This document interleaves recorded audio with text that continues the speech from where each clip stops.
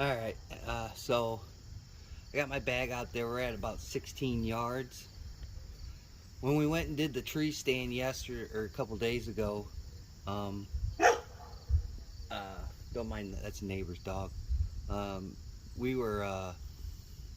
had to move the stand from its original spot to a new spot, or a new tree, I should say, that's closer.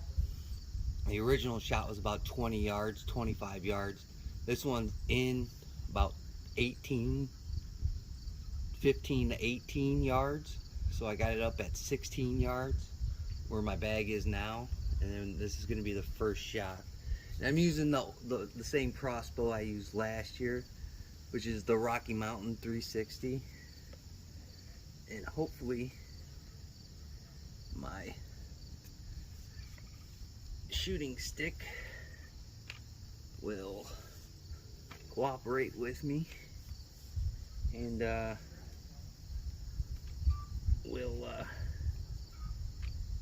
get it going here.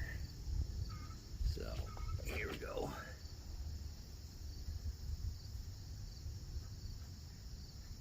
If I can get it steadied.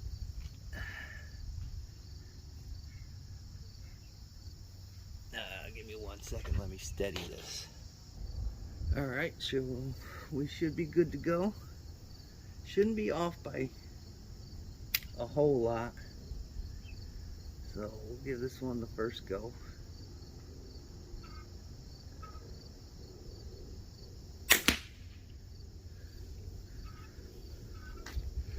So we're high. I don't know if you can see the knock there. Right in the left hand side, we're high a little bit. So we'll have to go back and see what's going on with that. So we did some adjustments. Let's see if this is going to put us back on 0.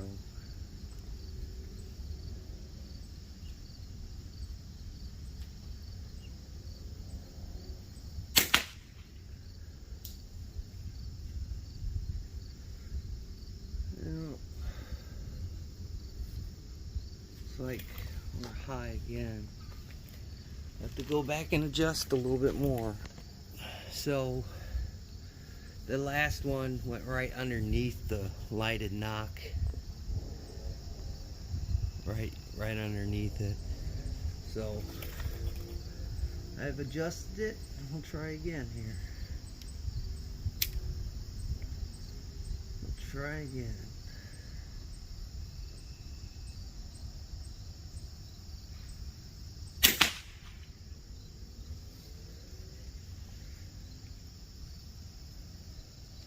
That one looks to be high as well. Alright, so I did a pretty big adjustment now on it, just to bring it down.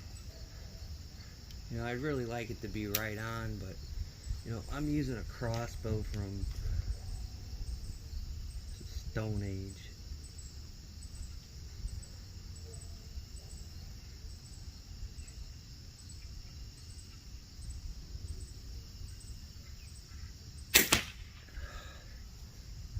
High too.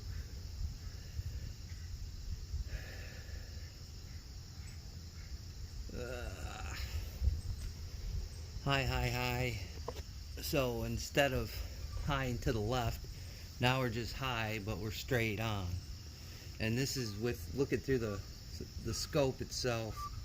This is looking through the to the crosshairs, and then without using any of the notches that are in there, because there's crosshairs for your center point and then notches to reach out, you know, whatever other yardage beyond what you have it set for.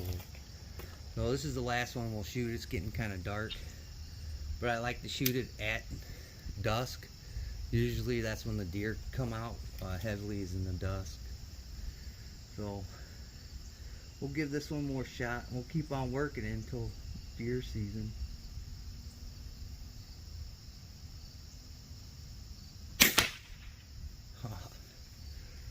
Alright, we'll go look at that one. I think we figured it out. Give me 1 second, let me put this down. And you know, I haven't messed with this since last season. So we'll go take a peek at it. So again, that's the lighted knock that I shot. And then that was the last one I shot right here. So pretty good. The first ones I shot were here, here, here. Then we went from here to here. So I'll just have to keep on tapping that in there until it's dead on. So again, I'm using this Rocky Mountain 360. This is what I used last year, and I shot a few deer with it. It's okay. This is like the gutter of crossbows, but it'll do the job. I've shot quite a few deer with this crossbow. It still needs a little bit more tuning. What I have seen out of the scope itself is that sometimes it won't hold zero. Foggy days, humid days, wet days, cold days, it'll fog up, and then you better hope nothing comes across, because it doesn't. I don't think it has like anti-fog lens on it like binoculars do in other high-end scopes. But for the most part, it works well for what I'm going to use it for. Again, I've always shot deer with guns. You know, with bow hunting, something new to me still. The ins and outs. I'll show you what bolts I've been using. So let me shut this knock off. If I can get it. So I've used the bolts that came with the crossbow per se. Man, for some reason that don't want to turn off there. I've lost.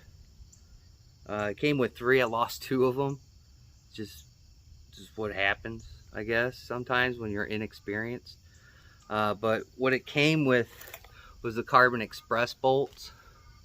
As you can see here, the Carbon Express. These are the 20-inch cross bolts. I shoot it with field tips at first just to get the sighting in. Then I'll go to my broadheads, and I'll hit it with the broadheads just to make sure.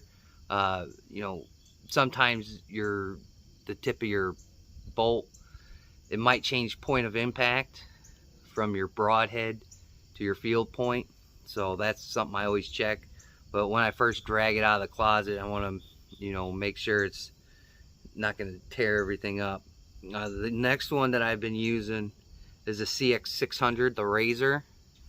These, I think they're a tad bit better than these Carbon Express bolts. The deer that I've shot with this crossbow, I've used the Razors, and I've recovered my bolt, but the ones that I lost that were Carbon Express, they shattered. So I don't know if I was hitting bone at that point or what, or the impact on the animal itself, but these seem to hold up really well. So these are the 2 that I use, and then I just use the lighted nocks. Simple and easy to install.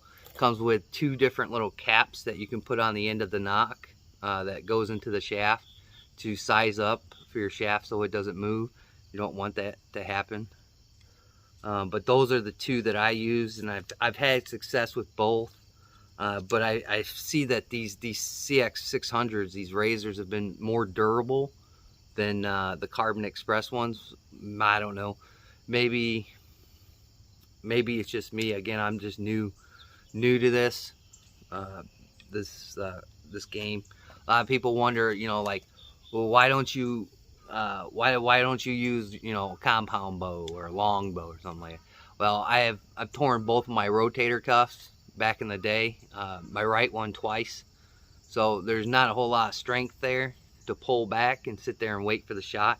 With a crossbow, to give me a little bit more time and point and shoot. A lot of people dig on crossbow hunting, but I feel you gotta do what you gotta do to put meat on the table. So there was just a little bit of example. Again, I like to shoot in this low light situation, because usually this is when deer are coming out. This is about the end, starting to become the end of hunting time, because you can hunt 30 minutes before sunrise, 30 minutes after. And again, you know, I'm not getting any older, so my eyes aren't great, so I want to get the best possible shot in the best possible lighting condition that's given to me for the opportunity. There is on that scope, I mentioned it in the previous video, where you can turn on like a colored lens. I think it's a blue or a red lens, if I'm not mistaken. It totally sucks, and it really doesn't do anything. It almost hinders you more than just looking through a normal, you know, a normal lens. But we had to move the tree stand this year, just because we had to do a little bit of modifications to the tree stand. But this is pretty close to the range where I'll be shooting at. Well, hopefully when the deer come off the field into the woods, I'll get a good shot at them. And the majority of shots that I'm hoping to get will always be broadside. So if I can stop them, it'll be a broadside shot every time, unless they're just paying attention. Which during the rut, usually the does are running for their lives, and the bucks are trying to corral their women. So they're not really noticeable hunters at that point in time. But you know, that's what I've been practicing on here today. This is the first time I got up and under the weather for a few days. I was gonna do this yesterday, but there was no way. I just felt like trash. But hopefully that will inspire people to start, you know, getting out and doing your practicing. It's never too early to get out and to, you know, sight your bow in, or your crossbow, and get on point. Hunting season's right around the corner, and I want to tag out this year. I haven't tagged out. I've come close, but I haven't tagged out. And my goal this year is to shoot quality deer and tag out. That's my goal this year. If I have to shoot all does, so be it. Make shooting does great again, I guess. But that's what I'll have to do. But I'd really like to get another buck to put on the wall in here. But that's what I showed you guys on how I'm trying to get my perception up, and try and start to, you know, get that awareness. Because again, even though I'm shooting at the ground, I'm gonna be, you know, 20 feet up, so I got to start putting that into perspection too. Hopefully I can get back out in the woods, take the crossbow out in the woods, not spook. The one thing I hate to do is just go out there and start leaving scent and start making noise and start popping the crossbow. Should have been doing that a lot earlier, but just didn't have the time, because I really like to shoot from my tree stand. That way I really have a pinpoint accuracy, awareness of my shooting lanes, and where I have to hit them as they come into my you know, my kill zone. So get out there, start, you know, putting stuff together, find the best arrows or bolts and broadheads that are going to work for you. I'm going to try some Montex. I've heard good and bad about these things. I'm really looking to get some Schwackers. I see Midway USA has them, but I think I'm going to order a set of the Schwackers and try those this year. But you know, get out there, hunting season, be careful, you know, abide by the rules, leave other people's stuff alone. I've had my stuff stolen a few times. Hopefully right now it's not being lifted into somebody else's hands. We won't know until the next few weeks. I've got my cameras out right now. They're doing the things, they're filming, they're doing what they're supposed to be doing, hopefully, and not in somebody else's backpack. So I'd like to thank my old and my new subscribers, and just the people that zip through. Greatly do appreciate it. Please like, comment, share, and subscribe. Get out there and hunt. And like always, guys, we'll catch you on the next one.